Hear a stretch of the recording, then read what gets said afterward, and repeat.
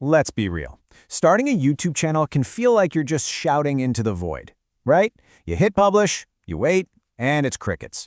But what if I told you the entire rule book for getting noticed has been torn up and rewritten?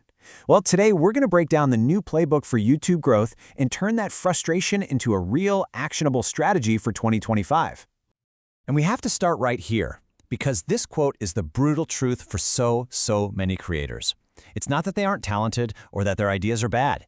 It's that they hit a wall, a specific, soul-crushing stage that almost everyone goes through, and most people don't even know it has a name. So let's put a name to this thing. Let's talk about the invisible growth phase. Honestly, understanding what this is and why it happens is probably the single biggest reason you won't quit before your channel even gets a chance to breathe. Okay, so when you're getting 0 views, it feels like a total failure. I get it. But here's the crazy part. You're not failing. The algorithm is actually working. It's just in this quiet, deep learning mode. Think of it like a matchmaker. Every single video you post, it's sending it out to these tiny little test groups, trying to figure out who is the perfect person for this content. It's collecting data, even when your analytics dashboard looks like a flat line. And look, if you think this is just some phase for total beginners, think again. The biggest creator on the planet, Mr. Beast, lived in this invisible phase for years. We're talking over 300 videos before he even hit his first 1,000 subscribers. He didn't quit, he just kept feeding the algorithm data points, video after video, until it finally figured out who his audience was. So if you can just push through that early grind, how do you actually break out? Well, that brings us to the new playbook. And I mean new, because the strategies that worked 5 or even just 2 years ago, they're basically obsolete now. You need a completely new mindset for 2025. And before we get into the nitty-gritty, just wrap your head around the scale of this opportunity. Over 1 billion hours of video are watched on YouTube every single day. The viewers are there, the platform is booming. The problem isn't the lack of audience, it's getting the algorithm to make the introduction for you. This slide right here, this explains the entire shift. The old way was all about search terms, keywords, and chasing subscribers. The new way, it's all about engagement signals, getting recommended, and tapping into a viewer's genuine interest. The algorithm cares way less about who someone is subscribed to and way more about what they're actually clicking on and watching. This is the core idea you have to burn into your brain. Stop thinking of YouTube like a giant search engine. It's not. It's more like a personalized media platform, constantly trying to serve you up the next thing you're going to obsess over. Your job is no longer to rank for a keyword. It's to create content so specific to an interest that the algorithm has to show it to more people, just like that. So if the algorithm is our matchmaker, how do we talk to it? Simple. We feed it data. Every single video you upload is like a data block. The title, the thumbnail, every second someone watches, it's all information telling YouTube who your stuff is for. This is where that idea of the 100 video rule comes from. It's not some magic number, but it's a good benchmark for giving the algorithm enough data to really truly understand your channel. Okay, so we get the algorithm's job. Now let's talk about our job, making the right kind of content. Because in this new world, it's not enough to just get someone to click. You have to win them over once they're there. You have to make them feel something. And what do viewers actually want? Well, YouTube did a massive study on this, and the results were kind of mind-blowing. People value emotional connection, things like originality, good storytelling, just feeling like they can trust you, way more than fancy production quality. You don't need a $1,000 camera, you need an idea that connects. In fact, they even did brain imaging studies and found 4 key emotions that the best videos trigger. The first one is pretty straightforward: happiness. This is content that makes you laugh, makes you smile, or just leaves you feeling good.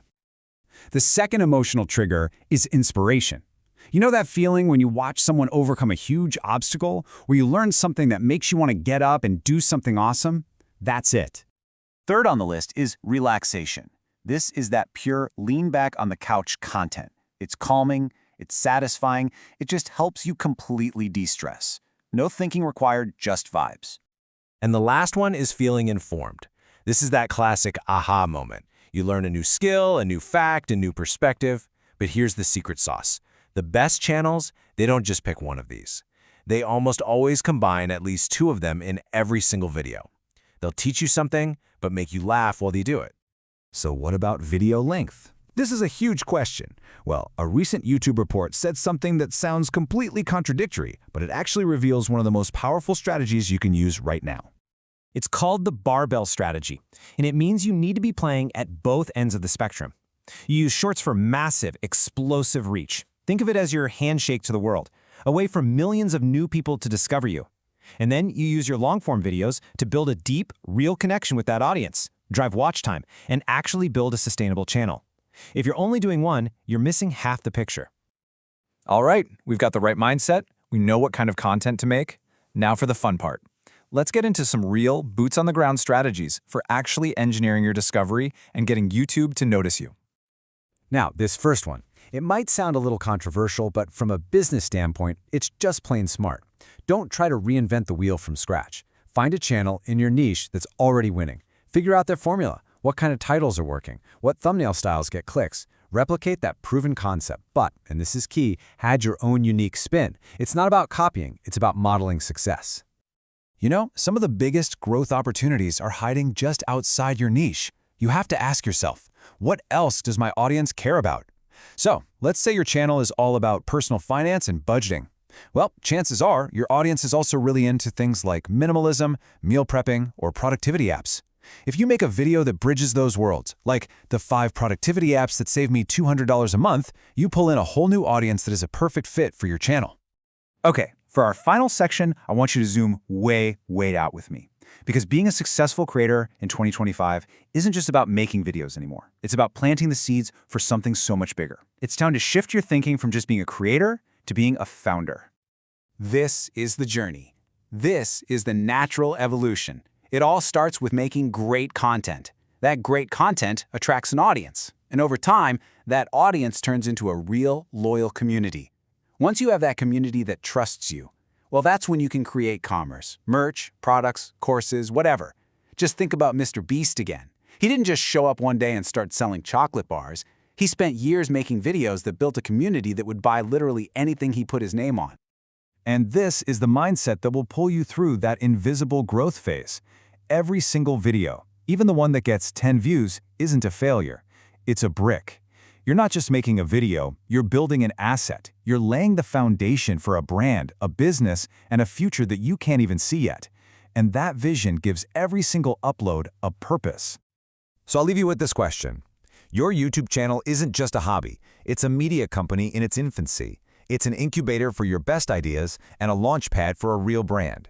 You're not just a creator. You're a founder in disguise. So, what are you going to build?